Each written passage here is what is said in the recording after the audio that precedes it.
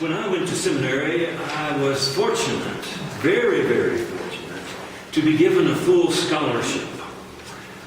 It was an amazing thing to me that the seminary accepted me, and not only accepted me, but agreed to pay for my tuition, my room, my board. It was a great, great blessing. I knew then that I didn't have to worry about finances, and that was good, because in those days as a graduate student, we didn't have much money at all. And so it was wonderful to be able to go to seminary and to know that all my room was paid for, my board was paid for. Sounded like a really good thing to me. And I enjoyed the studies, and that was great. And I enjoyed the room I had. But then I ate in the cafeteria. It was not such a good thing anymore. I was kind of trapped because really I didn't have hardly any money, and there were others like me that were on scholarships. And so you either ate at the cafeteria or you didn't eat. Now the cafeteria was run by this lady who had grown up in Russia and had left Russia right before World War II with her family. And her family were very strict Presbyterian missionaries. And they were very much into self-denial and the disciplined nature of Christianity. She never married, and she spent most of her life teaching people how to have self-denial. She was in charge of the cafeteria now because when she retired, she didn't have much money. And as a mission, our seminary turned to her and offered her the position of running our cafeteria. Unbelievably, her name was Margarita. I didn't think that was a Russian name, but actually it was a Russian name. And we called the cafeteria Mama's Margaritas. Because after you ate the food there, you wanted a few margaritas. Believe me. Now she had this idea, being a missionary, that we seminary students should learn self-denial as well. So she believed that in the evening meal you should never ever be allowed to eat salt in your evening meal. So the evening meals were always prepared without salt. And she also believed that for our good spirit, we should eat those meals right before sunset as it was getting dark with no light in the cafeteria. Friday night was the worst time. That's when she served meatloaf. Every Friday it was meatloaf. We had a name for that. We called it Eucharist loaf. Because it was a mystery what was in it. But can you imagine, for 3 years, every Friday, sitting there in the dark almost, eating meatloaf without salt, mashed potatoes without salt, and broccoli without salt, in the dark. But, you know, I have to say, all things work together for the good of those who love the Lord. Because I learned from that experience that life really, really needs salt. And life really, really needs light. These are critical ingredients for our existence, no matter what Mama Margarita thought. And I think that's why Jesus used these two elements of salt and light in our passage today to describe the two most important spiritual elements we need. Of course, it's not salt and it's not light so much as it is what Jesus understood salt and light to symbolize. And Jesus made it clear in this parable-like statement that he made to his disciples that salt was very important. And he said to them, you are the salt of the earth. And that light was very important. And he called them the light of the world. But what is this salt? And what is this light that Jesus was speaking of? Well, to me it is very obvious that the salt is faith. Faith meaning trusting in God's love and trusting that we have been called to serve that love. I'll say that one more time. Trusting in God's love and trusting that we have been created, I should say, to serve God's love. This is our faith. And you see, faith is the reason I say it's faith, is because salt is a preservative. That was its major role in the time of Jesus. That's why salt was such an important thing in their culture and time, because they learned that they could preserve meats and they could preserve vegetables. It was a preservative, and it was very, very important in those days before refrigeration and things of that nature. And faith is what preserves the life we have in this world. If there were not people of faith, if there were not people who believed in love, and if there were not people who believed they had been called to serve love, if that were not the case, the human race would have destroyed itself a long time ago. Faith is what preserves us. Faith is what keeps us here. Faith is what makes us move on and have the hope we have in a better day.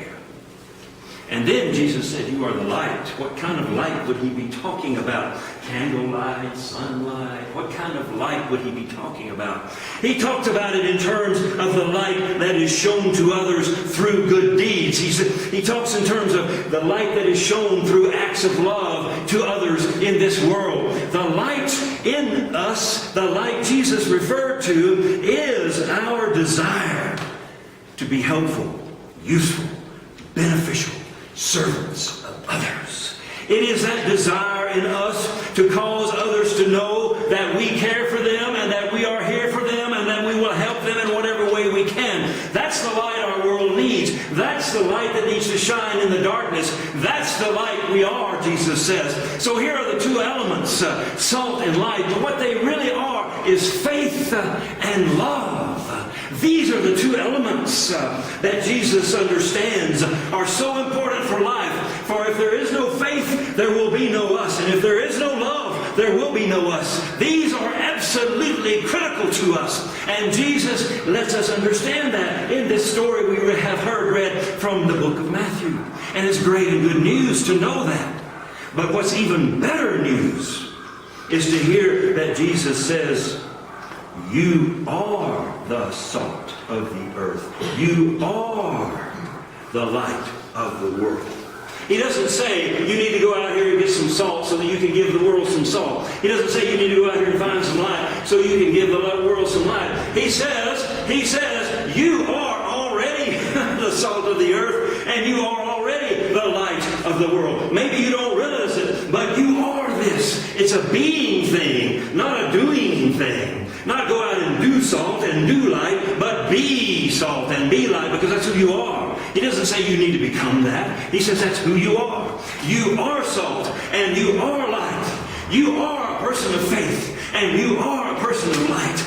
Maybe you don't know it yet. Maybe you do know it but are not sure about it. Jesus was sure about it. He says you are the salt of this earth, and you are the light of this world. And it's time you realize who you are, and it's time you realize what you are and why you're here and what you're meant to be. You're meant to be the one who preserves this world by the faith you have in God's love and the faith that you are to serve that love. And you are the one who is the light of the world to show this love you have in you for others in this world. That's who you are. That's what you are. That's what you need to be doing, Jesus says.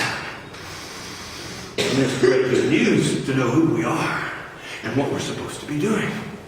But now comes the question. This to me is the heart of our passage from the Scriptures today. The question that I want to address as clearly as I can. Jesus says, you are the salt of the earth. But, and here is the question. If the salt loses its saltiness, how can it be restored? It is good for nothing but to be trampled underfoot. And the question really is a very important question today. How are we to figure out a way to restore our saltiness? Because, you see, life has a way of beating us down. Life has a way of bringing things upon us. The world has a way of bringing things upon us. Darkness has a way of bringing things upon us. Every day there are things that come upon us that diminish our faith, or at least make us begin to doubt, or at least make us begin to feel not as salty in our faith as we were. Make us begin to feel as if maybe God has forgotten us. Maybe God has not remembered us in these things. Every day and every week persons are experiencing negative things from the world, negative negative things from others, negative things from life itself. And those negative things begin to deteriorate your faith in God's love and your faith that you are here to serve God's love. And you begin to be like washed out salt.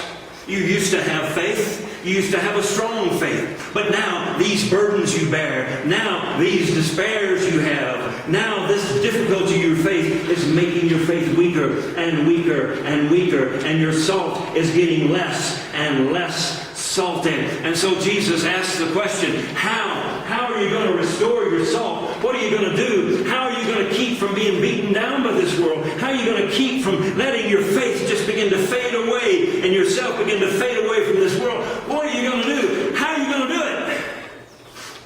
For many years I read that scripture and I thought, well, at least he could have given us the answer. Where is it? Oh, and I read that, and I've had people ask me that, and I've had persons that I've counseled with ask me that. And over the years, I never could figure it out. I said, what is the answer, Lord? I can't see it. I don't see it. How come you ask a question and you don't give us the answer? And then one day, I read that scripture again. And bam, it just came right out. It's there all the time. The answer is right there in the scriptures, but we don't read it. We just skip over it. Jesus says, how are you going to restore the saltiness when it's lost? What are you going to do about that? How are you going to do it? And he leaves that question hanging, and then he says, you are the light of the world. Do you see the connection? The answer to how you restore the saltiness is to remember that you are the light of the world. This is the answer. It's not a separate paragraph. It's not another issue we go into. Oh, well, we're the salt, and oh, well, we're the light. It is the answer. The answer to restoring. The answer to restoring your saltiness is in remembering that you are the light of the world, and you need to let your light shine. There's the key. There is the key. The more you let your light shine, regardless of the despair, regardless of the depression, regardless of all the difficulties that are coming upon you, regardless of the shocks and the horrible things that happen to you, if you remember that you're the light of the world and you can still go help somebody, you can still go be involved in something useful and beneficial to your neighbor, you can still let your light shine. You don't have to sit in the dark and cry. You don't have to sit in the dark and be filled with despair. You don't have to look at the world and say, oh, how bad it is. Oh, how horrible it is. You can turn away from that and remember the answer. You are the light of the world. Don't worry about that salt that has lost its saltiness. Don't worry about your weak faith. Don't worry about the doubts in your mind. Go out there and love somebody. Go out there and find some place to be useful and helpful and beneficial to your neighbor. And you know what will happen? The salt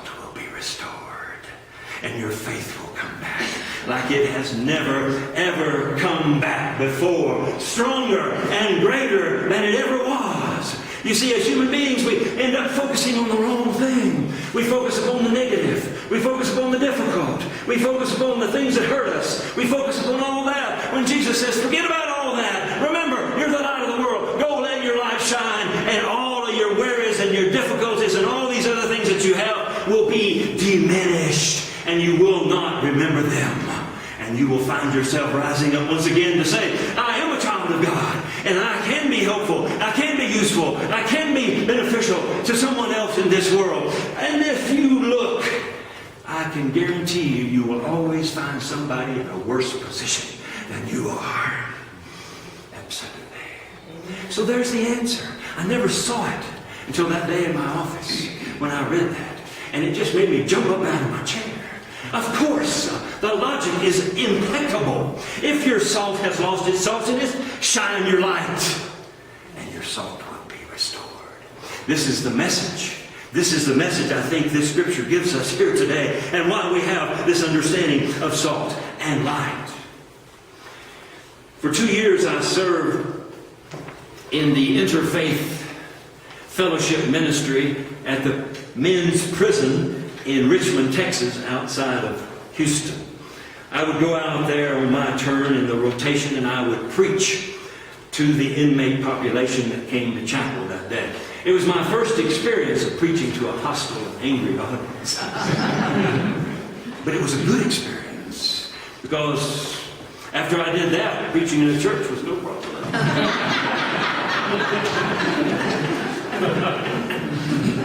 But these were desperate men. They had been in all kinds of problems and difficulties, and they had suffered much in their lives, and they were in jail, many of them for many years, and we had to preach a message to them, a message of hope, a message of redemption, a message of reconciliation. And I tried my best to do what I could do out there. And I think I did make some good progress with a few of the inmates.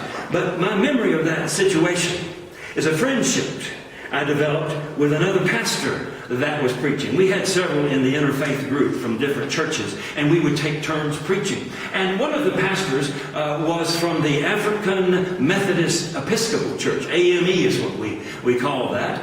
And he was not like any AME pastor I'd ever met. He was a young African American, and he had this spirit, and he had this ability to preach. That was just an amazing thing to me. Matter of fact, it was so amazing to me that I would take out of my time and go out and listen to him when he would preach during his time out there. And of course, he would also come, and he and I would share together. He would listen to me preach, I'd listen to him, and we would talk and share things. And he preached some of the best sermons I have ever heard preached anywhere in the world, actually.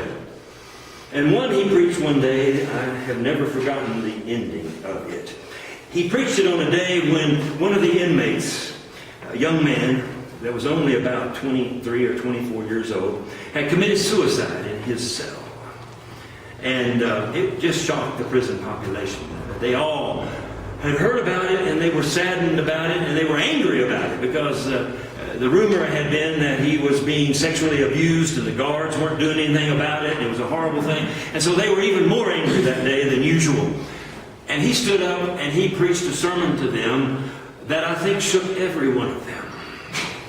He went into their despair, and he went into their anger, and he began to teach and to preach. He tore into it with one example after another example of persons who rose above the difficulty of their current world by getting engaged in acts of love. And he told one story after another story of how people were able to rise above their anger, rise above the bad feeling they had because of what they saw going on in their communities, in their world, to rise above it and become single-minded people of love. And he ended the sermon with something that I have used many times, and I never forget what he said. He said this: